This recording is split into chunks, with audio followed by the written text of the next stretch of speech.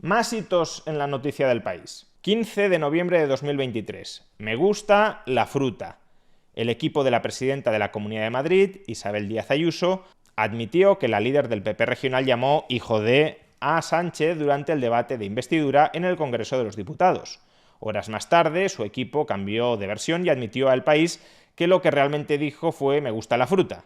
Desde entonces, el PP de Madrid ha explotado el lema en multitud de ocasiones, en manifestaciones contra la ley de amnistía a los encausados por el procés, en camisetas a modo de merchandising y en sede parlamentaria, e incluso se convirtió en el aguinaldo de la cena de Navidad del PP madrileño. Bueno, hay que recordar que Díaz Ayuso le dijo esto a Sánchez después de que él dijera en sede parlamentaria que su hermano era un corrupto, cuando no pesa sobre el hermano de Díaz Ayuso ninguna sentencia condenándole por corrupción. Por tanto, desde un punto de vista estrictamente jurídico, luego las valoraciones morales de si su comportamiento fue adecuado o no fue adecuado le corresponderán a cada cual, pero desde un punto de vista estrictamente jurídico, la situación del hermano de Isabel Díaz Ayuso, inocente, es exactamente la misma que la situación jurídica de la esposa de Pedro Sánchez, de Begoña Gómez. Begoña Gómez, de momento al menos, no ha sido condenada ni por corrupción ni por tráfico de influencias. Y Pedro Sánchez considera que es un ataque gravísimo y sin precedentes en la historia de España que se esté sugiriendo o afirmando que su esposa puede ser corrupta o puede haber incurrido en tráfico de influencias y que por eso, ante ese ataque sin precedentes, tiene que abandonar la política.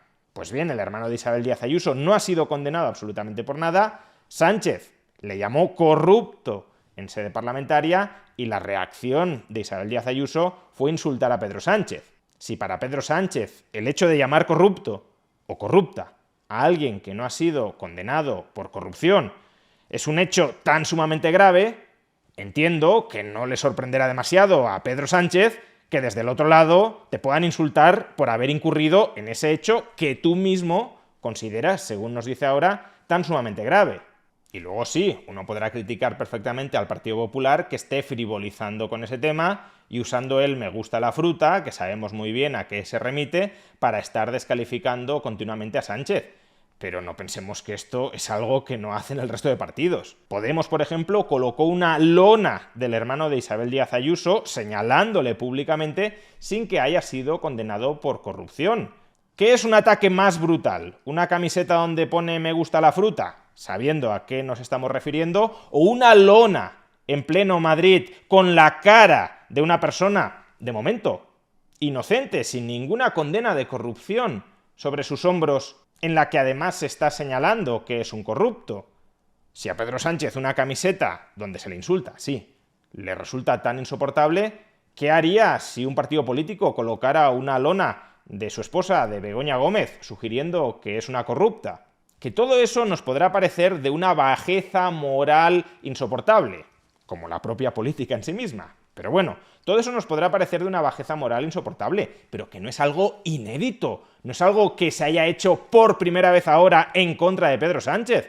Esto se viene haciendo, para bien o para mal, desde mi punto de vista para mal, pero se viene haciendo desde hace décadas en la política española. Pero sigamos con la noticia del país. 31 de diciembre de 2023. Apaleamiento en Ferraz de un muñeco con la figura de Sánchez.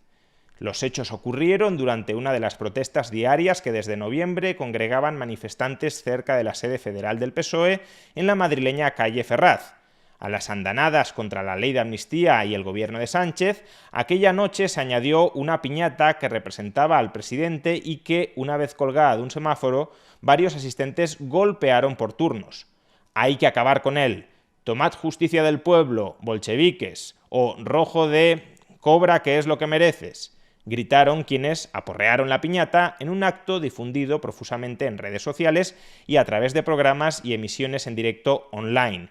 Y la jueza descartó delito de odio tras una denuncia del PSOE y lo enmarcó en un acto festivo. De nuevo, este acto nos podrá desagradar. Yo en su momento defendí que no debía ser sancionado, que no debía ser penado por el Estado. Otra cosa es que no me guste. Creo que incluso simbólicamente representa un ejercicio de violencia que no comparto. Ahora bien, es que ha habido a otros presidentes del gobierno, como Mariano Rajoy, al que llegaron a golpear físicamente. O incluso ha habido otros presidentes del gobierno, como José María Aznar, al que le colocaron una bomba en el coche.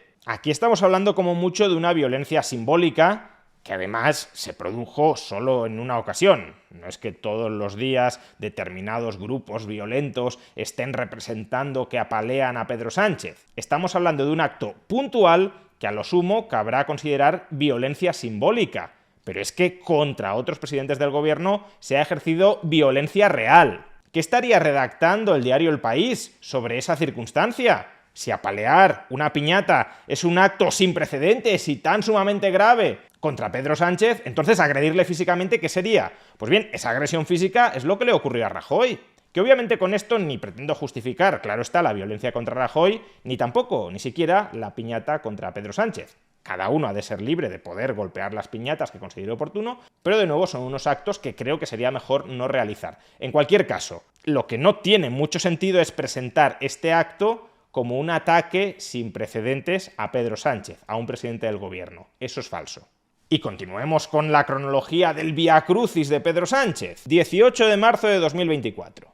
El PP denuncia a la Oficina de Conflicto de Intereses el rescate de Air Europa y lo vincula a los trabajos de Begoña Gómez. La pandemia y el confinamiento frenaron en seco el transporte aéreo en el mundo. Sin turismo, Air Europa, que pertenece a Globalia y que cuenta con 14.000 empleos directos, fue rescatada por el gobierno de Sánchez en noviembre de 2020 con 475 millones de euros a devolver en 6 años. Este préstamo siguió los mismos cauces que los concedidos a otras compañías aéreas rescatadas de urgencia por la crisis del coronavirus. La inyección fue autorizada por el Consejo de Ministros el martes 3 de noviembre de 2020. El PP considera que Sánchez debería haberse inhibido por los vínculos entre Wakalúa, que depende de Globalia, y Gómez, Begoña Gómez, que presidió un centro de estudios en la IE University, Africa Center, y firmó un acuerdo con Wakalúa.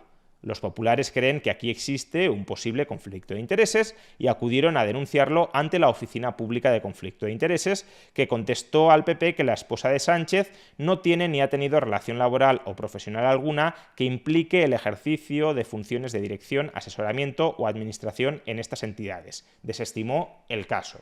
Dejando de lado el fondo del asunto, que se investiguen los posibles conflictos de intereses del entorno familiar de un político. Creo que es un grado de fiscalización ultramínimo que siempre ha de existir. Tomemos los casos del novio o del hermano de Isabel Díaz Ayuso.